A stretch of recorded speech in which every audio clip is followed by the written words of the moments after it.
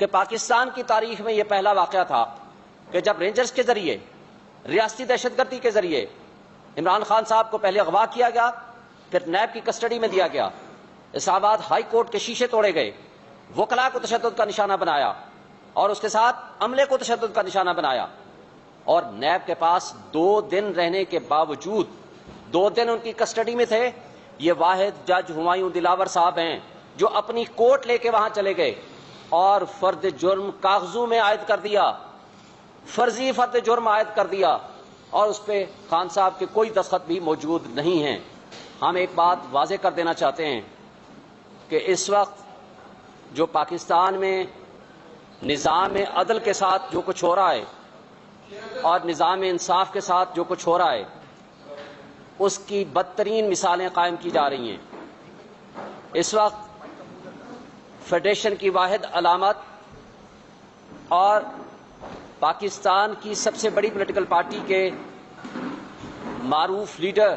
عمران خان صاحب کو دیوار کے ساتھ لگانے کے لیے ریاستی ادارے، ہماری پولیس، یہ فاشسٹ حکومت اور اس کے ساتھ کچھ متعصب ججز اس کے ساتھ شریک کار ہو گئے ہیں، اور ہمیں افسوس سے کہنا پڑتا ہے کہ انصاف کا قتل ہونے جا رہا ہے، جس کی سب سے بڑی مثال آپ کے سامنے ایک جج ہمایوں دلاور صاحب ہیں۔ آج آپ نے دیکھا کہ ایک جج صاحب جو اس بات کو ایڈمٹ کرتے ہیں کہ اپنے فیس بک سے، ان کے فیس بک کے اکاؤنٹ سے عمران خان کے خلاف نازیبا پوسٹیں جاری کی گئیں اور نازیبا تصاویر بھی لگائی گئیں، اس سب کچھ کے باوجود وہ شخص کہتے ہیں کہ میں نے ڈے ٹو ڈے بیسس پہ اس کیس کا ٹرائل کرنا ہے، اور اس کے خلاف 1 سے زائد درخواستیں، ٹرانسفر اپلیکیشنز فائل کر دی گئیں بیفور دی اسلام آباد ہائی کورٹ، اور اسلام آباد ہائی کورٹ کے پاس وہ ٹرانسفر اپلیکیشن کے پینڈنگ ہوتے ہوئے اور ان کا میٹر FIA کو بھیجا گیا کہ اس کی ویریفیکیشن کرائیں ان کی پوسٹوں کی، اس کے باوجود کہ اس سے پہلے کہ اسلام آباد ہائی کورٹ اس بابت اپنا فیصلہ سنائے، وہ اس کو ڈے ٹو ڈے ہیئرنگ پہ چلا کر کے ان تمام پروسیڈنگز کو انفرکچوس اور غیر مؤثر کرنا چاہتے ہیں۔ اور یہ وجہ ہے، اس نیت کے ساتھ ہمیں افسوس سے کہنا پڑتا ہے کہ ہمارے اس نظام انصاف میں رکاوٹ، ہمارے اسلام آباد ہائی کورٹ کے چیف جسٹس صاحب بھی شامل ہیں اور ہمارے ڈسٹرکٹ جوڈیشری بھی اس میں شامل ہے۔ 14 جولائی 2023 کو جب نوٹیفیکیشن جاری ہوتا ہے تو کل سے چھٹیاں ہیں، اور اس میں ہمایوں دلاور صاحب بطور ڈیوٹی جج ان کا کہیں کوئی نام و نشان نہیں ہے، لیکن جب انہوں نے دیکھا کہ یہ ٹرائل جو کہ توشہ خانہ کا ٹرائل ان کے بقول مکمل نہیں ہو سکا، تو ڈسٹرکٹ جوڈیشری نے ایک اور طریقہ کار کے مطابق 3 دن پہلے ایک نیا کوریجنڈم جاری کر دیا کہ جناب ہمایوں دلاور صاحب 5 دن اور ڈیوٹی کریں گے، 1 سے لے کر 5 تاریخ تک، اور وہ کس لیے؟ تاکہ اس فکسڈ میچ میں وہ خان صاحب کو کسی نہ کسی طریقے سے وہ نااہل کرائیں یا سزا دلوائیں۔ اور اس بابت سپریم کورٹ کی ججمنٹس، ہائی کورٹ کی ججمنٹس بڑی واضح ہیں، اس میں سیکنڈ لا ہے کہ جب کوئی میٹر ہائر فورم پہ پینڈنگ ہو یا سب جوڈس ہو تو اس پہ پروسیڈنگز رک جایا کرتی ہیں، لیکن یہاں سپریم کورٹ نے بھی فیصلہ دیا، اسلام آباد ہائی کورٹ کے جج صاحب نے، چیف جسٹس صاحب کے پاس میٹر سب جوڈس ہے، اور انہوں نے کئی درخواستوں کے اوپر بھی یہ فیصلہ دیا اور نوٹسز جاری کیے، لیکن بدقسمتی سے ابھی مقدمے کی اختیار سماعت کا جج کا، آتھورائزڈ پرسن کا اور جورسڈکشن، ٹیریٹوریل جورسڈکشن کا کوشچن ابھی ڈیسائیڈ ہونا ہے، جیسا کہ سپریم کورٹ نے یہ اپنے ریمانڈ آرڈر میں حکم دیا ہے، لیکن اس سے پہلے جو کہ ایک بائسڈ جج ہمایوں دلاور صاحب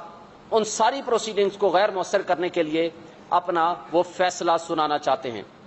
ان کے باعث ہونے کی بہت ساری مثالیں آج اس اپلیکیشن میں ہمارے پاس موجود ہے، ہم وہ کاپی بھی آپ کو دے دیں گے۔ میں رؤوف حسن صاحب کو کہوں گا کہ اس کی کاپیاں کرا کے آپ سب دوستوں کو بانٹ دیں، جو ہم نے ساری ریزنز دی ہیں وہ सारी रीजंस उनके बायस होने की क्या हैं वो आपको कॉपी दे देंगे। उसके साथ साथ अब उनके मुतासिब होने की कोई गुंजाइश बाकी नहीं रही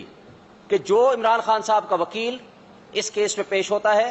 वो सबसे पहले उस वकील के खिलाफ ऑब्जर्वेशन देते हैं। इसमें ज़बानी ऑब्जर्वेशन उन्होंने कई वकला के खिलाफ दी, लेकिन जो रिटन ऑब्जर्वेशन दी है वो हमारे वकील बैरिस्टर गौहर अली खान के खिलाफ दी, और आज हमारे सीनियर एडवोकेट जो कि सुप्रीम कोर्ट के सीनियर वकील हैं ख्वाजा हारिस साहब, उनके खिलाफ ऑब्जर्वेशन दी है। इस तरह वो जानबूझ के अपने तासुब को वो रोक नहीं पाए और वो उसको अयां करते जा रहे हैं। और आपने देखा कि पाकिस्तान की तारीख में यह पहला वाक़या था कि जब रेंजर्स के जरिए रियासती दहशतगर्दी के जरिए इमरान खान साहब को पहले अगवा किया गया, फिर नैब की कस्टडी में दिया गया, इस्लामाबाद हाई कोर्ट के शीशे तोड़े गए, वकला को तशद्दुद का निशाना बनाया और उसके साथ अमले को तशद्दुद का निशाना बनाया, और नैब के पास 2 दिन रहने के बावजूद 2 दिन उनकी कस्टडी में थे। ये वाहिद जज हुमायूं दिलावर साहब हैं जो अपनी कोर्ट लेके वहां चले गए और फर्द जुर्म कागजों में आयद कर दिया,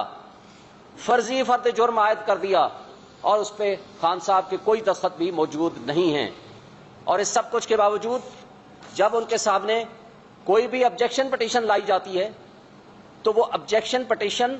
लाने वाले वकील के खिलाफ सबसे पहले वो ऑब्जर्वेशन देते हैं। और आपने देखा आमिर फारूक साहब ने, जस्टिस आमिर फारूक साहब चीफ जस्टिस, जिनके पास ये हमारे वाली क्रिमिनल रिवीजन पिटीशन मौजूद है और उसकी समाअत 3 तारीख को फिक्स है, लेकिन उसमें जो पिछला ऑर्डर किया था उन्होंने रिमांड ऑर्डर और 8-10 क्वेश्चंस फॉर्मुलेट करके भेजे थे, जिसमें सबसे पहले इख्तियार समाअत का क्वेश्चन था कि आप इसके बारे में पहले फैसला करें, और दीगर क्वेश्चंस भी उसमें शामिल थे।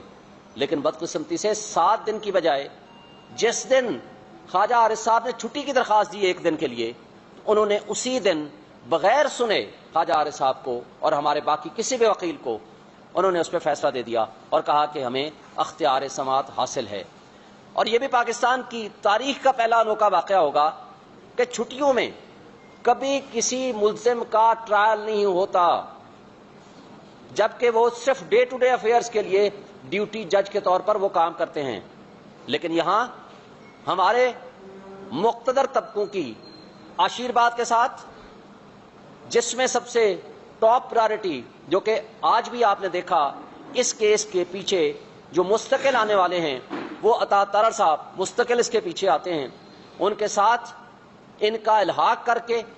वो हर हाल में इसका ट्रायल मुकम्मल करना चाहते हैं, ताकि हमें जो मौका है हम हाई कोर्ट में और सुप्रीम कोर्ट में अपने केसेस की पैरवी न कर सकें। और इस दोहरे मेयार इंसाफ, दोहरे निज़ाम अदल में बड़े अफसोस से हमें कहना पड़ता है कि ना सिर्फ लोअर जुडिशरी, उसमें हुमायूं दिलावर साहब, और इस इंसाफ की राह में रुकावट हमारे बड़े काबिल एहतराम चीफ जस्टिस आमिर फारूक साहब भी इसमें रुकावट में, इस इंसाफ की फराहमी में वो हिस्सादार हैं। इसलिए कि या तो वो हमारी ट्रांसफर एप्लीकेशन डिसमिस कर दें या वो हमारी क्रिमिनल रिवीजन पिटीशंस डिसमिस कर दें और वो कह दें कि आपके ये जो पॉइंट्स हैं जिसमें आप अख्तियार समाअत को, ऑथोराइज्ड ऑफिसर को या टेरिटोरियल जुरिस्डिक्शन के जो क्वेश्चंस हैं या लिमिटेशन का क्वेश्चन है जो हमने रेज किया है, या तो हमारे पास वो ग्राउंड्स नहीं हैं, आप डिसमिस कर दो, फिर ठीक है भला हमारे खिलाफ ट्रायल चलाएं। जब आप कहते हो इसमें जान है, इसमें वजन है और सबसे पहले जुरिस्डिक्शन का क्वेश्चन डिसाइड होगा, तो जो ट्रायल कोर्ट उसमें प्रोसीड कर रहा है कम से कम उसको तो रोक दो। अगर आप उसको नहीं रोकते हैं तो इसका मतलब है कि वो जब इसका फैसला कर देंगे, हमें सजा सुना देंगे या नाइल कर देंगे या कोई और इस तरह का कोई एडवर्स ऑर्डर कर देंगे, तो मुझे ये बताएं तो फिर हम अपने इन केसेस की पैरवी किस अदालत में जाकर करेंगे। तो इसलिए हम ये बजा तौर पर समझते हैं कि इस वक्त इंसाफ का कत्ल हो रहा है और उसमें जो प्लेयर्स हैं, जो उसमें एक्टर्स हैं, जहां ये फाशिस्ट हुकूमत है जिसने 180 से ज्यादा मुकदमात खान साहब के खिलाफ बना दिए हैं, जो कि रोज आज भी वो 12 मुकदमात में पेश हुए हैं, जो कि सियासी मैदान में वो इनका मुकाबला नहीं कर सकते, तो उन्होंने इदारों को इस्तेमाल करना शुरू किया और इदारों में हमारे सारे इदारे इंक्लूडिंग एस्टैब्लिशमेंट, FIA, नैब اور پولیس ان کے ہاتھ حکومت کے سامنے باندھی بن کے کھڑے ہوئے ہیں تاکہ وہ خان صاحب کو اگر سیاست میں مقابلہ نہیں کر سکتے تو کسی نہ کسی طریقے سے عدلیہ کے ذریعے انصاف کا قتل کر کے اداروں کو استعمال کر کے ان کے خلاف کوئی ایسا فیصلہ لیا جائے جس طریقے سے تاکہ وہ کسی نہ کسی حوالے سے سیاست سے آؤٹ ہو جائیں. لیکن قوم جانتی ہے, لوگ جانتے ہیں, عوام جانتی ہے, یہ اس طرز عمل سے نہ تو خان صاحب کی سیاست کو مائنس کر سکتے ہیں, نہ ہی پبلک کے جو غصہ, جو پبلک کی اویئرنیس ہے اس کو کسی لحاظ سے ختم کر سکتے ہیں. اور اگر ایسا کرنے کی کوشش ہوئی تو ہم آپ کو یہ بتانا چاہتے ہیں, پوری قوم کو یہ بتانا چاہتے ہیں, یہ ایک لحاظ سے جس طرح ذوالفقار علی بھٹو کا جوڈیشل مرڈر کرایا گیا تھا, یہ بھی عدلیہ کے ذریعے انصاف کا قتل ہوگا. یہ ہمارے ملک کی سب سے بڑی بدقسمتی ہوگی.